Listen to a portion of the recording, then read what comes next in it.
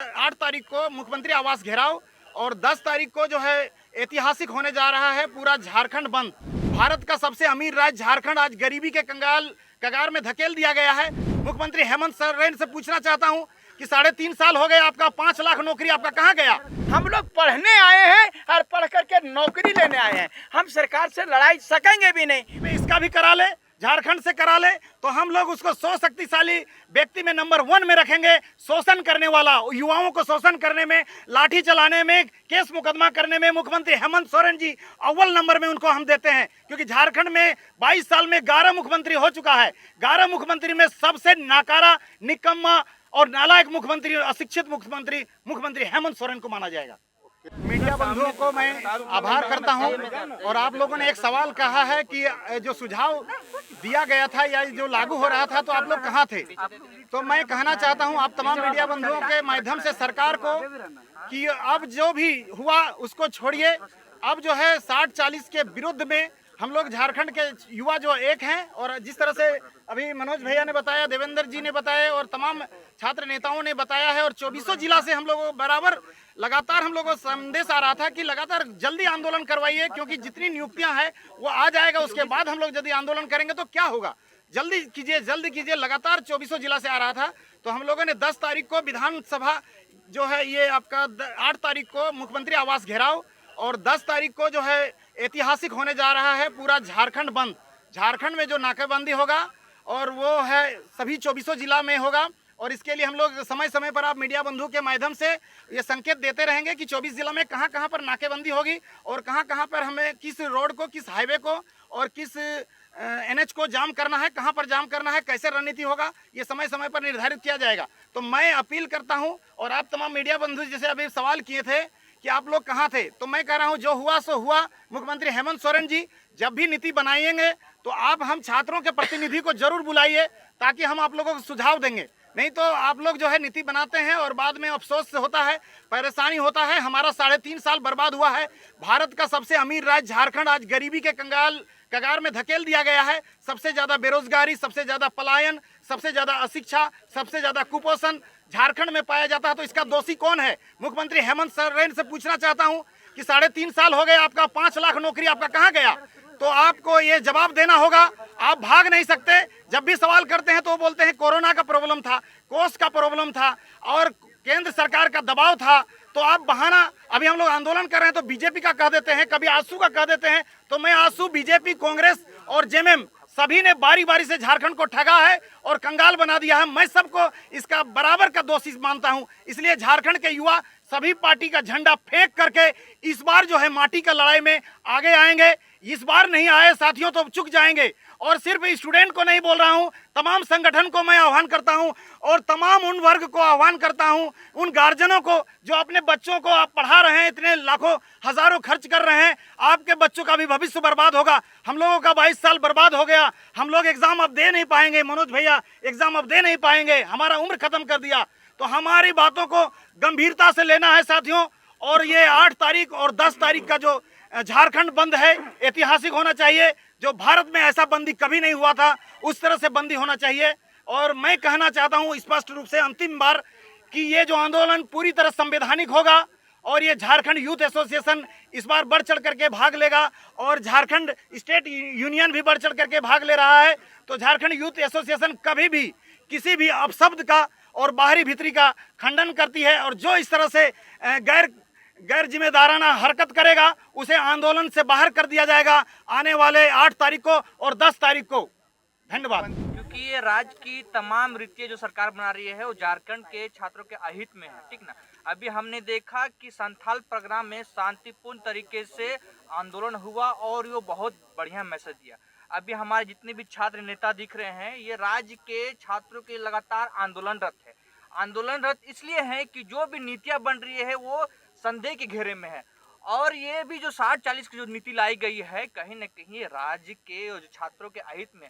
ये बाहर से जो 60-40% जो सीटें हैं वो तमाम ऑल इंडिया लेवल के आमंत्रित किया जा रहा है कि आइए हमारे यहाँ धर्मशाला खुला हुआ है, आप आइए यहाँ नौकरी करिए। लेकिन आप अदर राज्य का आप स्टडी करिएगा तो ये देखिए कि उस तरह के नियम नहीं है। तो हम लोग चाह रहे हैं जो भी जो 3rd या 4th ग्रेड की जो नियुक्तियां होती है वो राज्य के तमाम विद्यार्थियों को अधिक से अधिक सीटें मिले, ठीक ना। आप तो हम लोग देखते हैं कि 60% के बाद आप ऑल इंडिया लेवल पे आप नियुक्ति कर रहे हैं, तो ये कहीं ना कहीं गलत है। और इस पर्पस के उद्देश्य से हमने देखा कि विधानसभा भी घेरा हुआ और राज्य में बंदी भी हुई, संथाल प्रोग्राम में बंद भी हुआ, और जो अभी 8 तारीख को हम लोग मुख्यमंत्री आवास का जो घेराव होना है, और हम ये चाहते हैं कि राज्य के तमाम विश्वविद्यालय, मैं देख रहा हूँ कि झारखंड मुक्ति मोर्चा या फिर कांग्रेस की सरकार है, आज ट्राइबल्स जो आदिवासी चुप है, उसके लगता है कि ये आदिवासियों की सरकार है। तो मैं बता देना चाहता हूं कि ये आप एक महान भ्रम में हैं। आपको लगता है कि आदिवासियों की सरकार है, तो आपकी जो नियम जो है, नियम क्या कर रही है, ये आपको मुंबई दिल्ली में आपको क्या बोलते हैं, बाहर भेज रही है, बाहर भेज पलायन करवा रही है। तो आप राज्य में जो उम्मीद के साथ आपको चुना है, तो सरकार को ये सर्वप्रथम दायित्व होना चाहिए कि यहाँ के लोगों को, जो दूर ग्रामीण लोग से पढ़ने के विश्वास के साथ आते हैं, उसको नाउम्मीद को ये कुचलने का काम कर रही है सरकार।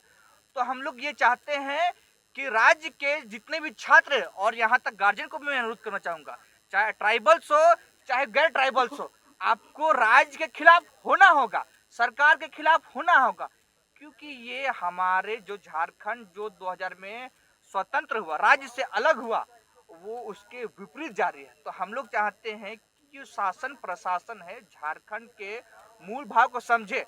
और मैं ये नौकरशाह को भी कहना चाहूंगा कि राज्य के जो जितने भी विधायक सरकार है, वो भी असमंजस में है कि क्या नीतियां बन रही है। हमने देखा कि इससे पहले जो नीतियां थी वो संदेहास्पद, विवादास्पद था, जो रद्द होना पड़ा, और आज भी जो नीतियां आई है वो भी विवादास्पद है। तो हम चाहते हैं कि जो तैयारी है, पुलिस की तैयारी है। सबसे बड़ी बात देखिए, आप संथाल परगना बंद हुआ, हम लोग पढ़े लिखे हैं, हम लोग स्वतंत्र रूप से जो कह रहे हैं शांतिपूर्ण प्रदर्शन करने के लिए बात कर रहे हैं, हम लोग कोई हरबे हथियार के साथ नहीं निकल रहे हैं। इसलिए पुलिस से जो है और प्रशासन से मेरा कोई ये कहिए कि लड़ाई झगड़ा नहीं है।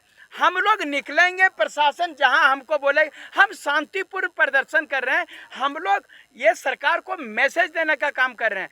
हम लोग सरकार से लड़ने नहीं आए हैं, हम लोग पढ़ने आए हैं और पढ़ करके नौकरी लेने आए हैं। हम सरकार से लड़ाई सकेंगे भी नहीं। उनके पास में पूरा प्रशासन तंत्र है, उनके पास में लाठी है, हथियार है, सब चीज़ है। हम लोग लड़ने नहीं आए, हम लोग कलम के सिपाही हैं, हम पढ़ने आए हैं। और सरकार से अनुरोध करते हैं कि 60-40 नहीं, हम लोगों को नौकरी दे दीजिए। हमको गोली और डंडा नहीं चाहिए, हमको नौकरी चाहिए, नौकरी दे दीजिए।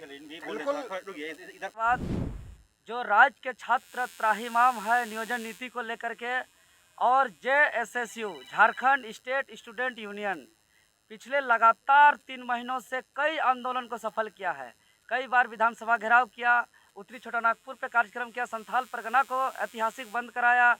लेकिन इस दरमियान में सरकार के तानाशाही रवैया के तहत हम लोग पे हर दमनकारी नीति अपनाते हुए हम लोग पे झूठा FIR किया, लाठी डंडा गोली सब तरह से साजिश और षड्यंत्र अपनाया गया।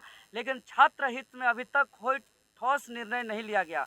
इसीलिए आज हम लोग सर्वसहमति से निर्णय लिए हैं कि राज्य में एक ठोस और झारखंड हित में खतियान आधारित नियोजन नीति लागू हो, और राज्य के तमाम विभागों में जितने भी रिक्त पद है तत्काल नियुक्ति प्रक्रिया शुरू हो। इसको लेकर के फिर से एक बार मजबूरन न चाहते हुए हम लोग आगामी 8 अप्रैल को हम लोग मुख्यमंत्री आवास का घेराव करेंगे, और 8 अप्रैल को यही मोराबादी मैदान में पूरे राज्य भर के छात्र जुटेंगे और यहाँ से मुख्यमंत्री आवास तक जाएंगे। चूँकि आज 3 महीनों के अंतराल में मुख्यमंत्री महोदय जो इस समस्या के समाधान का जड़ है, अभी तक ऑन कैमरा आके नियोजन नीति के मामले पर कुछ बोले नहीं है, जबकि इतना गंभीर मामला है। और झारखंड के इतिहास में पहली बार इतना भारी मात्रा में नियुक्ति 3.5 से 4 लाख रिक्त पद खाली है। अगर जिस नियोजन नीति 60-40 के तहत नियुक्ति लेने जा रही है, अगर इसी के तहत नियुक्ति होगा तो हम दावे के साथ कह सकते हैं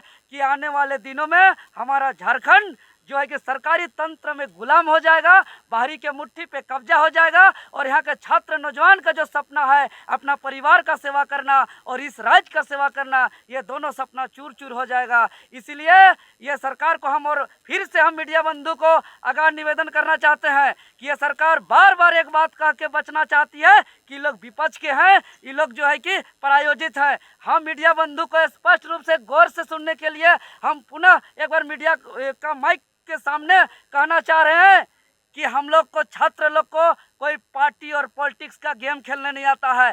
पार्टी और पॉलिटिक्स का गेम खेलने तो झारखंड मुक्ति मोर्चा और कांग्रेस पार्टी को आता है।